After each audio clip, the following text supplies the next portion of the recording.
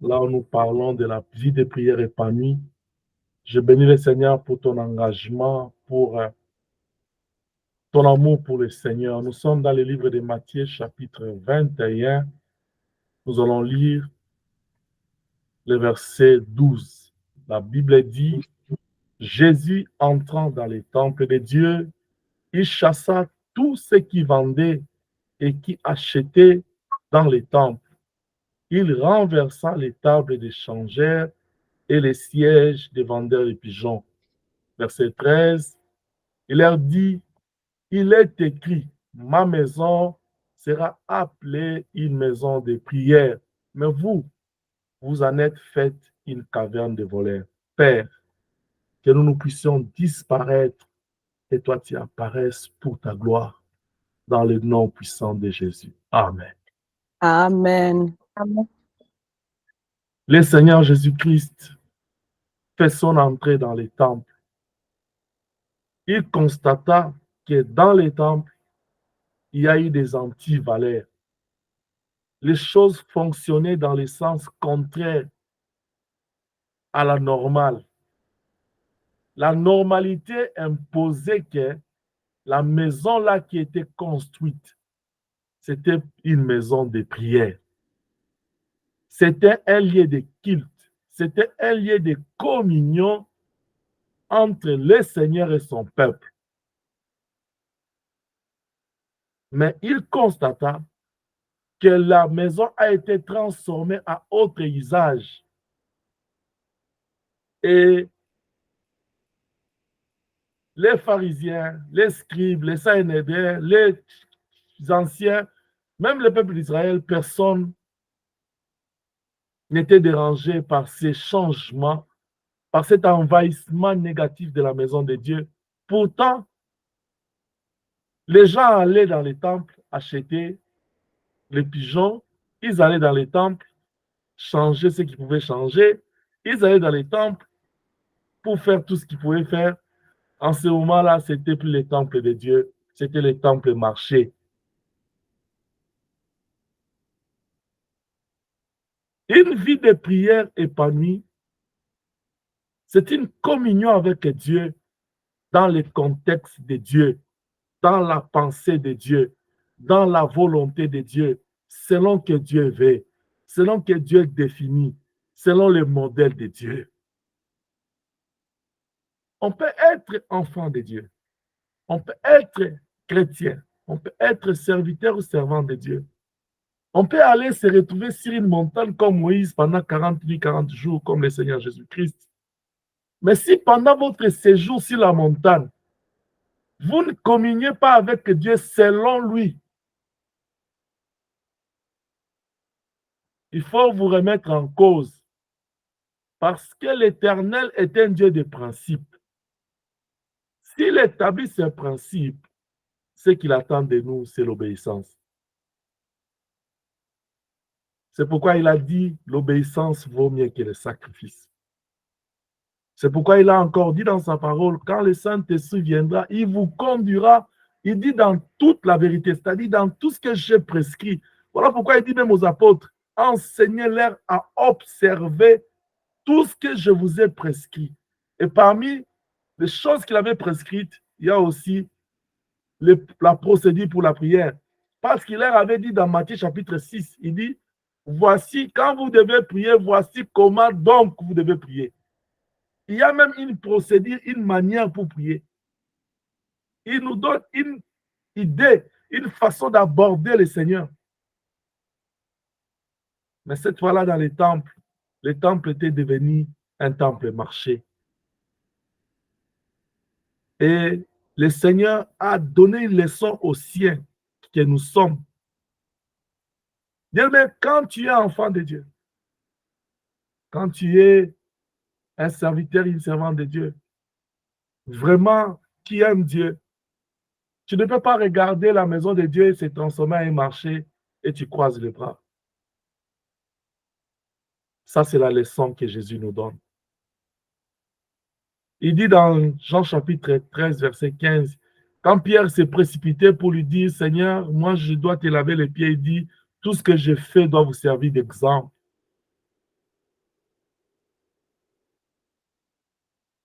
La Bible dit, il nous pose la question, quand les fondements sont ébranlés, que fait le juste ou que fera le juste? Le fondement de la prière, le fondement du sens du temple, le fondement de l'Isa du temple a été ébranlé. Et le Seigneur n'a pas si résisté, finir sa mission, finir son parcours sans pour autant toucher à cet aspect des choses. Nous dormons, nous nous réveillons, nous sortons, nous rentrons, nous mangeons, nous buvons. Mais quelle est la partie de ton cœur qui se préoccupe du temple de Dieu, qui est ton corps, qui est ta maison, qui est l'Église? Shalom. Shalom. Shalom. Quand est-ce que tu prends du temps pour te préoccuper de ta vie en termes de communion avec Dieu? Parce que Corinthiens nous dit notre corps est le temple du Saint-Esprit. Est-ce que ton corps vit la prière de façon épanouie? Est-ce que ta vie en toi dégage l'odeur de la prière? Est-ce que ta vie est trempée dans la prière? Nous avons dit les premiers jours, regardez comment Néhémie est en train d'inculquer au peuple une nouvelle mentalité. Il dit parce que nous avons en face de nous Sanballat et Tobija, et on ne sait pas quand est-ce qu'ils peuvent surgir. Je recommande au peuple, pendant les jours, dans ton travail, chacun dans son poste de travail, travaillez d'une main et tenez l'arme de l'autre main. Néhémie chapitre 3, verset 15. Et les peuples, pardon, instruits, ils ont respecté la recommandation de l'homme de Dieu. Il leur dit encore, pendant la nuit, que chacun veille dans sa maison. C'est-à-dire, quand tu vas aller dormir, parce que ton corps est le temple du Saint-Esprit, ne paye pas l'express de la nuit. C'est-à-dire, je vais au lit à 20h, je me réveille quand mon réveil sonne. Je l'ai dit le vendredi, bien des gens, ils ont déjà programmé l'heure de se réveiller. C'est vers 5h, vers 6h, parce qu'ils doivent prêter les enfants, parce qu'ils doivent aller au travail, parce qu'ils doivent aller à l'école. C'est-à-dire, tu as déjà programmé ton corps à se réveiller pour ta vie, pas pour ton âme. Est-ce que je parle à quelqu'un? Amen. Amen. Tu as déjà programmé ton temps juste par rapport à l'argent, aux vêtements, à la nourriture, au bien de ce monde. Parce que tu vas aller travailler, tu commences à 8h, tu dois te réveiller à 6h, tu dois t'apprêter.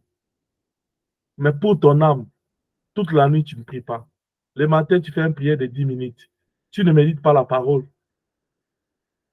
Mais quand on dit notre corps est le temple du Saint-Esprit, nous disons Amen. Ce matin, il est question de te demander. Il est temps de te poser la question, est-ce que ton corps est-il réellement vraiment le temple de Dieu, lié de communion de prière, ou c'est devenu un temple marché? La Bible dit dans Galates chapitre 5, à partir du verset 19, il dit, marchez selon l'esprit, vous n'accomplirez pas de la chair. C'est-à-dire, il y a une opposition entre la chair et l'esprit. En d'autres termes, il y a l'échange entre la chair et l'esprit. Ce que j'appelle l'échange de force. C'est ce qui s'est passé dans les temples. Parce que dans les temples, vous allez voir, il y a eu plusieurs catégories des acteurs que moi j'ai identifiés. On parle des vendeurs. On parle des acheteurs. On parle des changeurs. Et il y a une catégorie que moi j'ai appelée des figurants. Et si vous regardez entre vendeurs et acheteurs et échangeurs, il y a le principe d'échange, des degrés de force. Toi, tu as besoin de ça, moi, je te remets ça. C'est comme ça entre l'esprit et la chair. Qui veut prendre l'espace de ton corps? Est-ce que ta vie peut être considérée comme étant un temple où la prière coule, où la prière séjourne, où le Seigneur peut savourer la communion avec toi? Ou bien ta vie est devenue un temple marché où il y a échange avec le monde, l'échange avec tes émotions, l'échange avec ce que les autres font contre toi, l'échange avec le diable, l'échange avec la chair. C'est pourquoi il est temps pour toi de te poser la question, par rapport à ta vie comme temple, qu'est-ce que tu vends, qu'est-ce que tu achètes? Je vais revenir sur cette question tantôt. En premier lieu, comme nous avons dit le vendredi, l'Église en tant que temple, c'est l'union de chaque famille qui compose l'Église. C'est que pour qu'une Église soit une Église de prière, il faut que chaque famille qui les compose soit une famille de prière. Et pour que chaque famille soit une famille de prière, il faut que chaque personne qui compose cette famille ait une vie de prière personnelle. Et nous l'avons démontré avec le Seigneur dans Luc chapitre 22. Quand est-ce que le Seigneur a apporté les disciples au nombre de 11 pendant que Judas était dans ses affaires? Il déposa 8 à l'image de l'Église, il prend 3 à l'image de la famille et il s'éloigne seul à l'image de la vie personnelle. Il vit de prière personnelle. En d'autres termes, pour que l'Église soit en forme, il faut que chaque personne soit forte dans la prière seule et chaque famille réunie renforce leur lien de prière et toutes les familles réunies dans l'Église qu'ils renforcent leur lien de prière. C'est pourquoi nous sommes en train de réfléchir ce matin. Nous nous sommes posé la première question. Toi, en tant qu'enfant de Dieu, en tant que bien-aimé du Seigneur, toi, en tant que personne, quelle est la qualité de ta communion avec Dieu dans la prière? Parce que nous avons démontré, il y a des ceux qui mènent une vie de prière de haut en bas. C'est-à-dire, aujourd'hui, ils montent, demain, ils descendent. Une autre personne, il dit, ah, ça fait longtemps que je suis entré en retraite, cette fois-ci, je vais entrer. C'est comme si il a toujours, lui, pour lui, la prière, s'il faut programmer. Je suis en train d'exhorter quelqu'un, la prière, c'est une vie, ce n'est pas un programme. Tu dois vivre la prière. Il est vrai qu'il y a des temps spéciaux que tu dois avoir avec Dieu, où tu dois entrer en profondeur. Mais la vie de prière doit être stable et progressive. Tu dois avoir une stabilité dans la prière. C'est pourquoi dans Luc chapitre 18, il dit, il faut toujours prier et ne pas vous relâcher. C'est-à-dire, ce n'est pas que tu pries aujourd'hui, demain tu relâches parce que ce que tu as eu aujourd'hui, tu l'as eu, ou bien parce que tu as fait 40 jours de jeûne, tu n'as pas trouvé ce que Dieu tu cherchais, tu dis, je suis fatigué, j'ai beaucoup prié. La Bible dit, celui qui faiblit dans la détresse, sa force ne sera que détresse. Je viens t'encourager cet avant-midi. La prière d'un juste, la Bible dit, a une grande efficacité. C'est le livre de Jacques qui le dit. La prière d'un juste a une grande efficacité. C'est-à-dire, il y a des choses que tu vas résoudre avec Dieu seul en secret. C'est pourquoi Matthieu il dit, si tu veux prier le Seigneur, entre dans ta maison, ferme la porte derrière toi et prie ton Dieu en secret. Pourquoi? Parce que Matthieu est en communion, en accord avec Jacques. Ils savent que non, la prière d'un juste a une grande efficacité.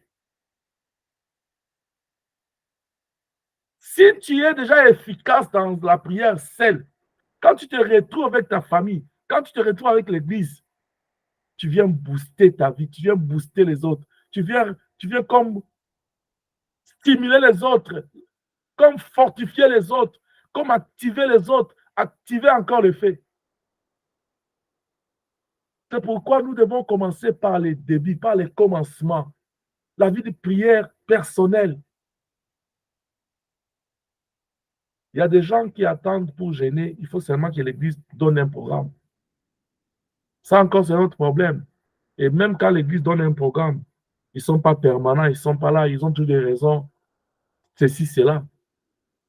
Mais bien aimé, si tu es déjà capable, une personne capable de se prendre en charge seule dans la prière, il est capable d'emballer sa famille dans la prière, il est capable d'intégrer l'Église dans la prière.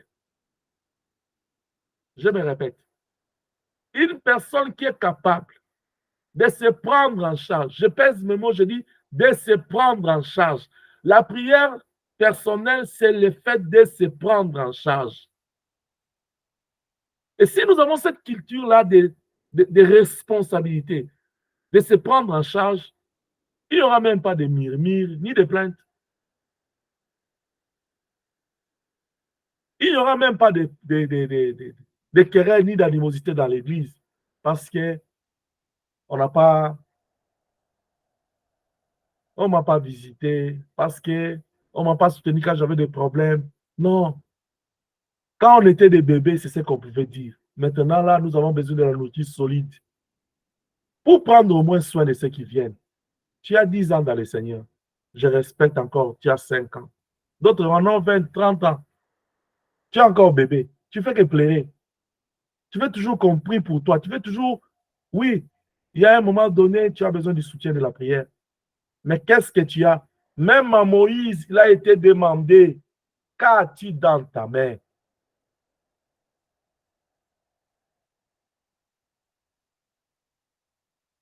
Pour que Dieu vienne vers toi, pour que la prière de l'autre, pour que la prière de l'homme de Dieu vienne, qu'as-tu dans ta main? Niveau de prière, bas, 0. Effectivement, quand Dieu élève sa main, il va agir. Quand l'homme de Dieu va prier, il va agir. Parce que dans Jacques, là, il dit, si quelqu'un parmi vous prie et est malade, qu'on l'amène chez les anciens, qu'on le roi d'huile. C'est-à-dire, il y a l'efficacité de la prière. Les hommes de Dieu, je ne les remets pas en cause, mais je suis en train de te dire, où est le point de contact entre la puissance que tu as besoin, le secours que tu as besoin et ta vie? Qu'as-tu? Quel est ton niveau de prière pour que l'autre puisse venir te repêcher, te ramener vers le haut? On cherche toujours un endroit où se connecter pour remorquer une voiture qui est en panne. Il y a toujours un endroit qu'on doit se connecter. Et dans ta vie, est-ce que tu as besoin de secours de prière? Est-ce que le Seigneur peut se connecter où? Qu'as-tu dans ta main? Ça, c'est une question pour que chacun de nous puisse arriver à se questionner sur sa vie de prière personnelle.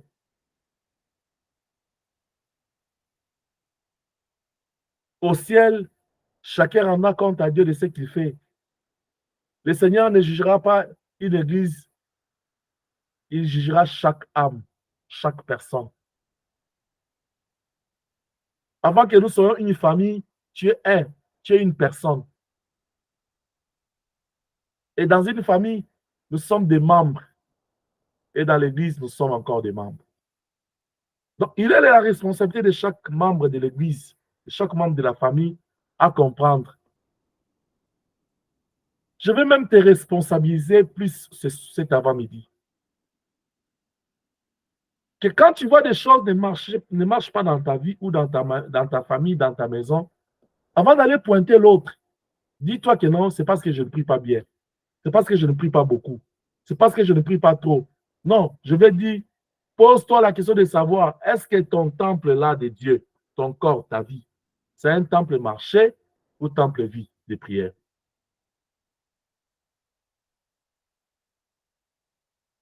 Parce que la Bible dit, crois au Seigneur Jésus-Christ et tu seras sauvé, toi et toute ta famille. Le Seigneur te donne déjà une possibilité, une promesse. que si tu crois, tu seras sauvé avec toute ta famille. C'est-à-dire, le fait déjà que toi, tu as cru en Jésus-Christ, tu te dis, waouh, je suis dans une bonne position pour sauver ma famille. Mais où est la qualité de ta prière personnelle pour sauver ta famille? Je suis en train d'encourager quelqu'un cet avant-midi. Toi qui es fatigué à cause de ta famille, tu es fatigué à cause de tes enfants, de tes parents, de tes frères et sœurs. Souvenez-vous quand le Seigneur a visité Caïn, il lui a dit, où est ton frère? Peu importe ce que l'autre est, peu importe ce qu'il fait, peu importe, le Seigneur connaît les défauts de chaque personne. Je vais ouvrir une petite parenthèse et je vais avancer. Je l'ai toujours dit, je le dirai assez. Dans ce monde, il n'y a qu'une seule personne qui est saint, c'est Dieu. C'est Dieu qui sanctifie l'armée céleste pour les rendre saints. C'est Dieu qui nous sanctifie l'Église pour nous rendre saints. Il n'y a que Dieu qui est saint. C'est-à-dire, il n'y a que Dieu qui est parfait. Tout homme, avant que je parle de l'homme, il n'y a que Dieu qui est saint, il n'y a que Dieu qui est bon. De l'autre côté, il n'y a qu'une seule personne qui est mauvaise, c'est le diable. Quand on parle de mauvais là, c'est le diable. C'est pourquoi j'aime, moi, le langage de dire que telle personne, même quand les gens disent c'est une mauvaise personne, je dis non, non, c'est une bonne personne. Parce que la mauvaise personne là, c'est le diable. Vous savez pourquoi le diable mérite d'être appelé mauvais? Parce qu'en lui, il n'y a pas le bien. Mais l'homme n'est pas mauvais. L'homme, il a des limites. L'homme est imparfait. C'est ce que je voulais dire. C'est-à-dire, dans l'homme, il y a le côté bon, il y a un côté mauvais. C'est lié à sa nature. Il y a un côté bon, il y a un côté mauvais. Et Dieu sait, vous savez, même moi qui parle là, Dieu connaît mes côtés positifs et le côté négatif. Dieu connaît. Même tout homme de Dieu, je l'ai toujours dit. Vous savez, aujourd'hui, c'est devenu scandaleux de voir quand on voit un homme de Dieu se fâcher ou bien pécher, c'est scandaleux, oui. Vous savez pourquoi? Parce que je pense qu'on a été mal enseigné. Moi, j'ai toujours dit, quand on nous appelle homme de Dieu, nous avons deux dimensions. Il y a la dimension homme, il y a la dimension de Dieu. Je vous ai dit tantôt ici que la semaine, la santé était un peu secouée. Ça, c'est l'homme. Quand Jésus a pleuré à la croix, là, il sentait la douleur. Ça, c'est l'homme. Même à Gethsémane, quand il a dit loin de moi cette coupe, ça, c'est l'homme. Mais qu'est-ce que l'homme de Dieu fait? C'est qu'il est appelé à laisser Dieu prendre le contrôle de sa vie. Pardon. Il faut que la divinité, il faut que le surnaturel prenne le contrôle de l'homme, de la chair. Maintenant, toi, tu es dans ta famille en train de prier pour ta famille. Retiens que si la personne pour qui là tu fais prier ou qui t'inquiète dans ta famille, s'il était parfait, tu n'allais pas prier pour lui. S'il était sauvé, tu n'allais pas prier pour lui. Parce qu'il n'est pas complet, voilà pourquoi tu pries pour lui. Même quand tu pries pour lui, là, dis-toi que toi-même, tu n'es pas aussi parfait. Parce que je l'ai toujours dit, si moi je vole, toi tu tues. Nous commettons tous des péchés différents. Ce n'est pas pour que je volé à 9h et que toi tu n'as pas tué à 9h ou tu n'as pas volé à 9h que toi tu es parfait. Non. Que moi je suis devenu le plus mauvais. Non. Donc, en tant que temple du Saint-Esprit, en tant que maison de prière, ta vie doit avoir une permanence de prière. Tu dois t'atteler à la communion avec Dieu en tout moment. Souviens-toi des enfants d'Israël. La Bible dit le Seigneur les conduisait les jours sous forme de la colonne de nuée. C'est-à-dire, ils étaient en communion avec Dieu pendant les jours. La nuit, c'était la colonne de feu. Ils étaient en communion avec Dieu pendant la nuit. Parce que l'adversaire, il rôde en tout moment. Tu ne peux pas être en communion avec Dieu les jours et la nuit, tu dors. Dors dans la communion. Ça fait longtemps, je parle à quelqu'un. Tu te retrouves dans ce que j'ai dit. Ça fait longtemps que tu dormais dans ton sommeil.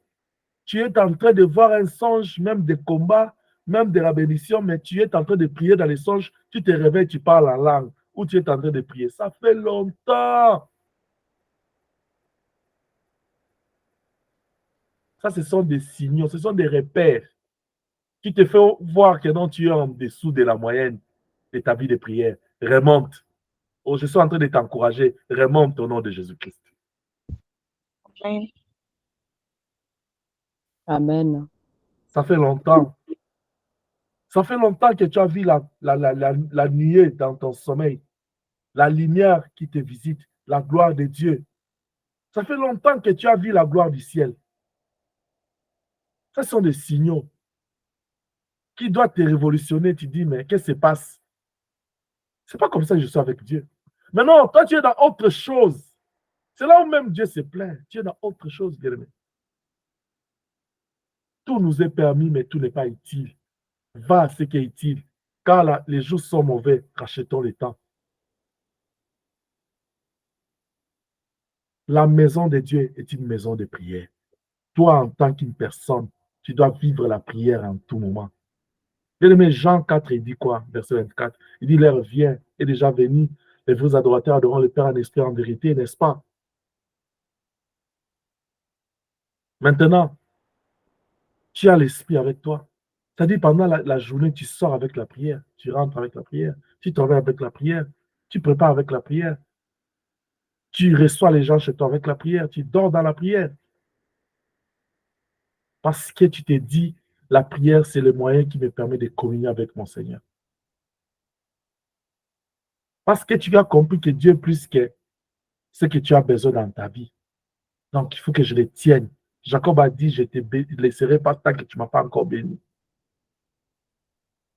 Mais pourquoi tu te relâches dans la prière? Est-ce que tu es déjà béni? Ou bien tu es déjà rassasié de la bénédiction là que tu as? Il a été dit à Nathanaël, tu verras de plus grandes choses que celui-ci. C'est-à-dire, ce que tu as déjà vu là, ce n'est pas encore la fin. J'appelle le Seigneur dans sa grâce à te faire vivre, voir des choses plus grandes que cela. Mais cela demande à ce que tu aies un point de contact avec lui. C'est la prière. Amen. Amen.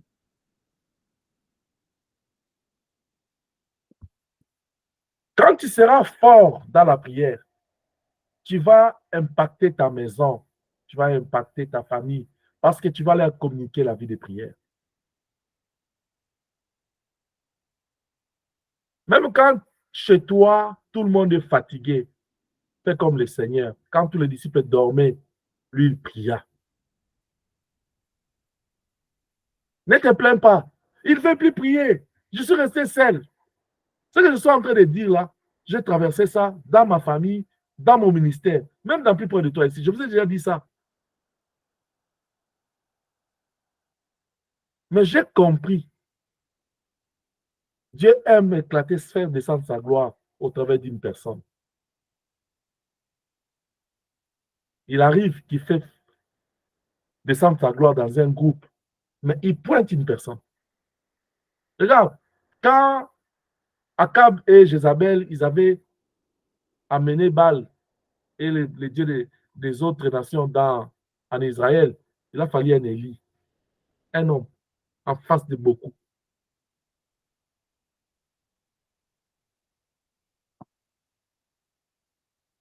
Ne te sous-estime pas. Le problème, c'est que tu es un cœur disposé à invoquer Dieu. Tu vas activer la prière dans ta famille. C'est pourquoi j'exhorte chaque famille, chaque membre d'une famille, veille à ce que, alléluia, Amen. il est écrit dans la parole de Dieu. Le Seigneur recommande à ce que le feu qu'on avait allumé sur les chandeliers ne puisse jamais s'éteindre. Et il va plus loin, il dit qu'on ne puisse pas apporter le feu étranger. J'exhorte quelqu'un cet après-midi à ce que tu veilles dans ta vie, dans ta famille, que le feu de la prière ne puisse pas s'éteindre. Quand tu verras une autre personne se fatiguer dans la prière, va vers lui, ne la condamne pas, ne le pousse pas, ne la brutalise pas, va parler avec lui. Va d'abord savoir qu'est-ce qui ne va pas, qu'est-ce qui le préoccupe tant. Et rappelle-lui à la prière, dis-lui, est-ce qu'on peut prier? Parle-lui avec l'amour, parce que la prière, c'est important. Vous savez, les gens, ils pensent beaucoup que si je parle, c'est ce qui est important. Non, non. Il y a certaines choses pour être résolues, ça ne demande pas que tu parles beaucoup. Parce que le ministère de la conviction, là, ce n'est pas de l'homme, c'est le Saint-Esprit. Toi, fais ton travail, parle. Mais prends soin à ce que tu puisses t'arrêter là où le Seigneur t'a dit de t'arrêter. Parce que quand le Seigneur nous parle là, la Bible dit nous connaissons en partie, nous professons en partie. Il y a toujours un endroit où tu dois mettre point. Et tu dois savoir là où le Seigneur veut que tu t'arrêtes. C'est pourquoi même il est plus loin. Quand tu pries, ne multiplie pas trop de paroles. Nous sommes appelés à être des gardiens dans nos familles. C'est pourquoi le Seigneur a dit à Caïn, où est ton frère? Il dit, si je dois les garder de mon frère, oui. La Bible dit, dans Romains, il dit que ceux qui sont forts soutiennent les faibles. J'exhorte chaque famille à se réveiller dans la prière. Parce que la vie de prière épanouie ne se concrétise pas ou bien ne se passe pas seulement à l'église. Mais ça commence par une vie de prière personnelle, en famille, et on amène ces faits à l'église. C'est comme ça que le Seigneur Jésus-Christ rappelle à l'ordre tout ce qui est au temple.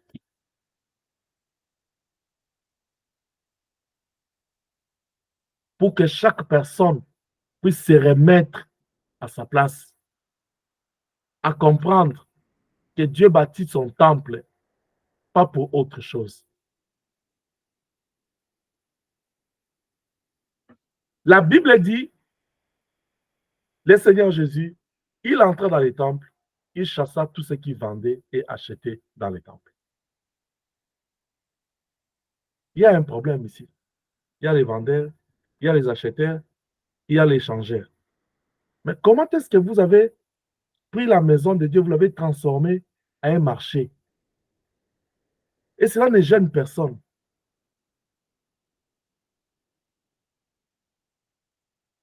Ça, c'est la culture des hommes. Il y a des choses que j'ai fait, ça ne me gêne pas. Mais c'est seulement ce que l'autre fait qui te gêne. Ce que moi-même je fais là, ça ne me gêne pas. Mais seulement l'autre fait là, ça me gêne.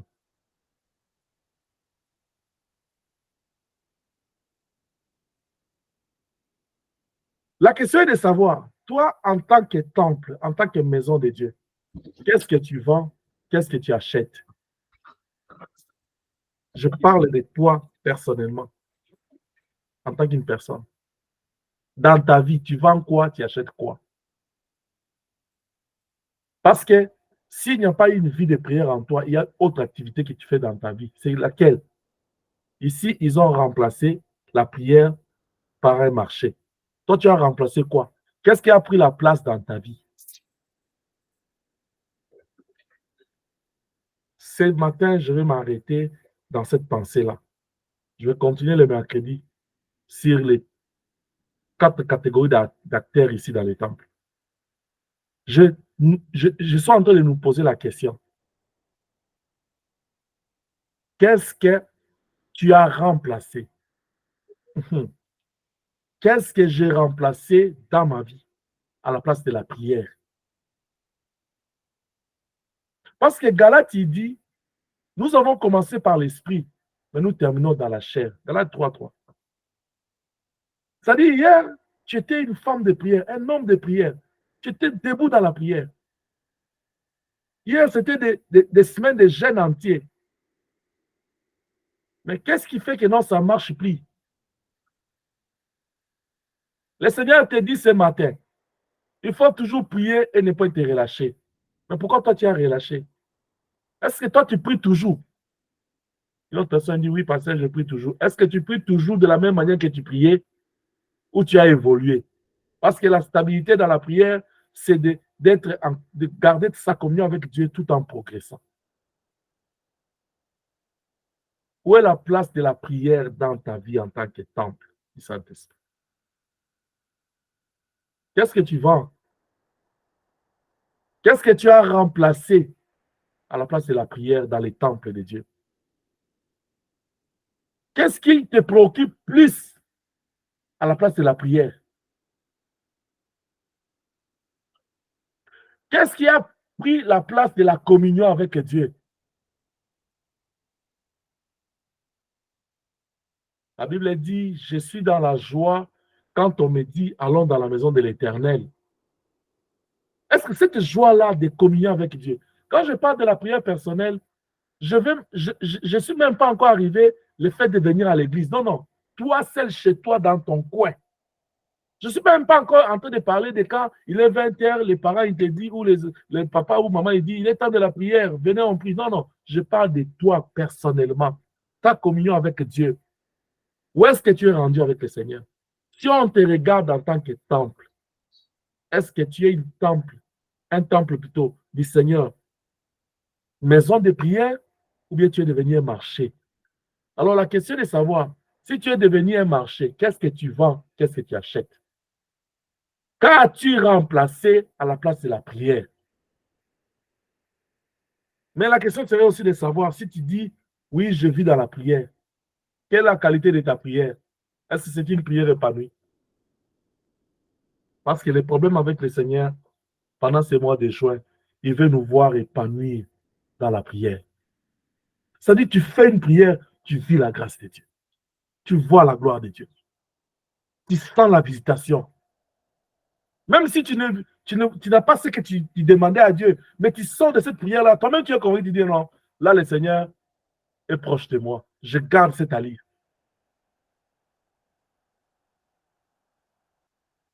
Parce que quand vous lisez dans la parole de Dieu, vous verrez que même quand le Seigneur Jésus faisait les miracles, la Bible dit que la crainte de Dieu s'empara autour des peuples à cause du miracle. C'est-à-dire, ce que Dieu fait dans nos vies, quand nous prions, quand le Seigneur exauce, nous avons la joie, nous avons ce que nous avons demandé. Mais ce n'est pas ce que le Seigneur attend de nous. Ce que le Seigneur attend de nous, que nous puissions encore l'aimer plus, que nous puissions le craindre plus, que nous puissions encore nous attacher à lui parce que nous avons compris qu'il est la source de notre joie. Or, ce n'est pas ça le cas. Il y a des faits, quand la bénédiction vient, il s'éloigne de Dieu. Ça devient même la raison. Oh, ces derniers temps, je suis trop occupé. Juste à cause de la bénédiction.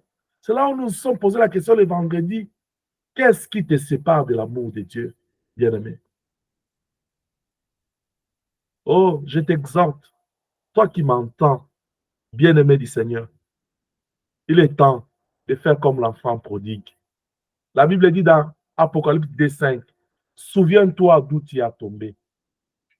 Répands-toi, reprends le premier amour. Dieu a besoin du premier amour. Où tu pouvais laisser à manger pour prier.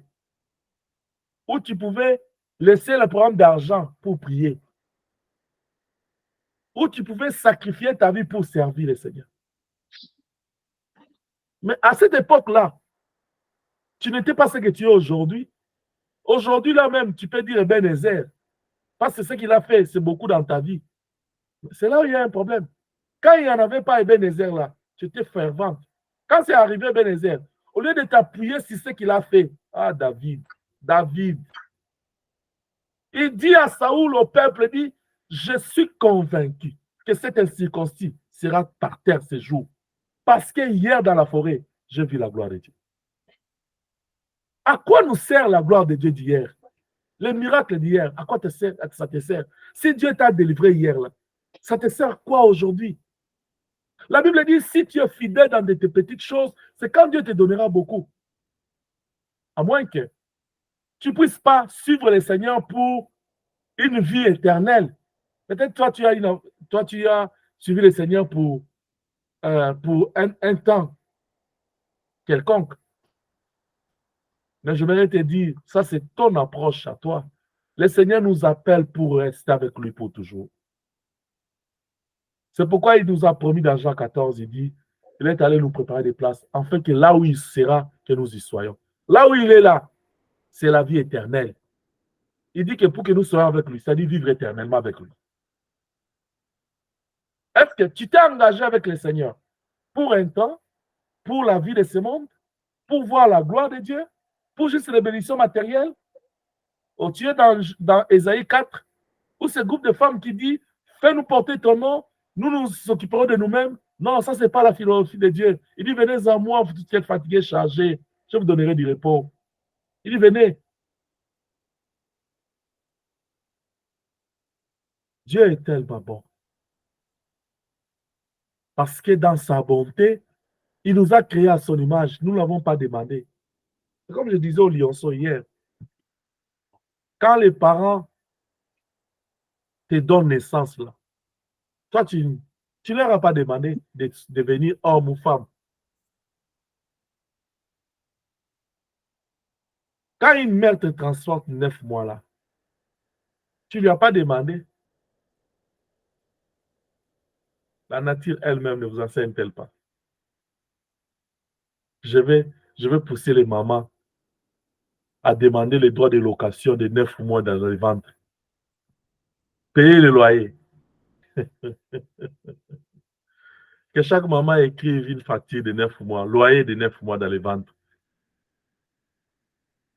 Tu vas te retrouver, la sœur Inès, tu demandes à quelqu'un, paye-moi les 9 mois. Après, maman aussi te demande là-bas, paye-moi 9 mois. Après, la grand-mère demande à la maman, paye-moi 9 mois. Ah, j'ai déjà payé. Chaque personne va demander le mois de loyer. Oh Dieu d'Abraham. Personne ne peut voir les choses comme ça. Parce que nous sommes rendus à un monde de droits et non de devoirs. Ça, c'est là où le monde est rendu. C'est-à-dire, chaque personne, il voit ses droits. Ça, c'est mon droit. Moi, je suis enfant, non? Moi, ça, c'est mon droit. Mais où sont passés tes devoirs? Où sont passés tes devoirs? Les droits sont les conséquences des devoirs accomplis. Voici ma définition. Les droits sont les conséquences. Où sont, c'est les salaires des devoirs accomplis. Quand tu accomplis tes devoirs, c'est quand tu vas maintenant réclamer tes droits. Quand vous êtes habitué à être payé chaque 2 semaines, tu travailles les 2 semaines. Après avoir travaillé les 2 semaines, c'est alors que tu vas réclamer ton chèque de paye. Toi, tu n'as pas encore travaillé les 2 semaines là. Tu veux voir combien? Que Dieu nous bénisse. Amen. Étant donné que Dieu nous aime, étant donné que nous aimons le Seigneur, rendons notre vie une maison de prière et non un marché. Il est temps pour chaque personne ici de repasser, de revenir, de revoir sa vie. Qu'est-ce que tu as remplacé à la place de la prière, à la place de la communion avec Dieu? Où est-ce que tu es rendu avec le Seigneur? Bien-aimé, il dit, il nous recommande de toujours prier et ne pas se relâcher. Tu as prié hier, toujours continue. Tu continues à prier, ne relâche pas. C'est ça le principe de Dieu. Si tu as monté dans la prière, tu as monté, continue à monter. Tu continues à monter, ne relâche pas de monter, monte. C'est comme ça qu'il a été dit aux disciples. Vous vous étonnez de tes esprits ne sortent que par des prières de jeûne. Il y a une dimension que tu dois atteindre pour la gloire que tu veux. Vous êtes en train de parler à quelqu'un. Tu veux cette gloire-là? Il y a une dimension de la prière que tu dois atteindre.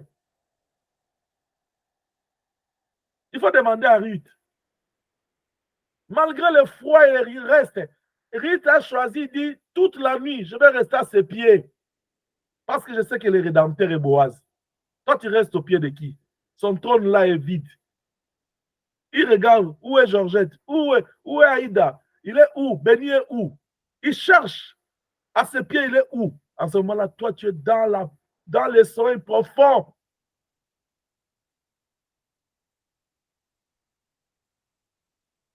Et l'orchestre, Satan Musique en train de chanter. Fais dodo, mon ami dodo.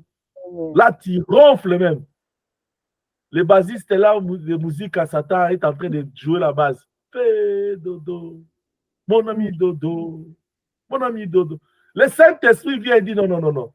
On doit l'aider. Il faut qu'on lui enlève même le sommeil. Il dit, ah, papa, aujourd'hui, je n'ai pas bien dormi. Pourquoi? Il dit, je fais l'insomnie. Oh, que le Seigneur te donne encore l'insomnie pour que tu pries. Parce que quand tu dors beaucoup, là, tu ne pries pas. Bien-aimé, quand tu te réveilles la nuit, et le premier réflexe, dis à Dieu même des mots. Nous avons la possibilité de nous lever pour aller nous soulager, pour aller chercher de l'eau pour boire, pour veiller si les enfants, si tout va bien. Mais le réflexe de dire à Dieu un mot la nuit, où est-ce que c'est pas? Nous l'avons laissé où? Ce réflexe-là que tu avais. Il y avait des gens, quand ils se réveillent, quand ils s'ennuient, en plein sommeil, ils se réveillent. La première des choses, c'est dire à Dieu un mot. Qu'est-ce que tu as remplacé à la place de la prière dans ta vie? Parce que le Seigneur, il attend la communion avec toi.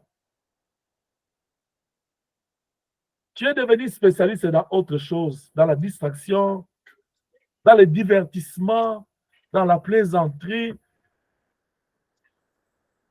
Mais la prière n'a plus sa place en toi. Laisse que le Dieu de la restauration restaure notre vie de prière dans le nom puissant de Jésus-Christ de Nazareth. Qu'il aide chacun de nous à remonter dans la prière. Amen. Je t'exhorte de te réveiller ce matin parce que tu es le temple de Dieu. Je t'exhorte d'implorer la grâce du Saint-Esprit, l'aide de l'Esprit. Parce que l'Esprit lui-même nous aide. Quand nous ne savons pas ce que nous devons dire, lui nous aide. Même quand tu es fatigué, bien-aimé, même quand tu es fatigué, mais parce que tu as la soif de la prière, tu vas même dire des mots, tu vas dormir. L'Esprit va prier avec toi. Oh, désire le Saint-Esprit ce matin. Dis-lui, Saint-Esprit, réactive ma vie de prière. Je t'invite à prier. Sois béni au nom de Jésus-Christ de Nazareth. Amen. Amen.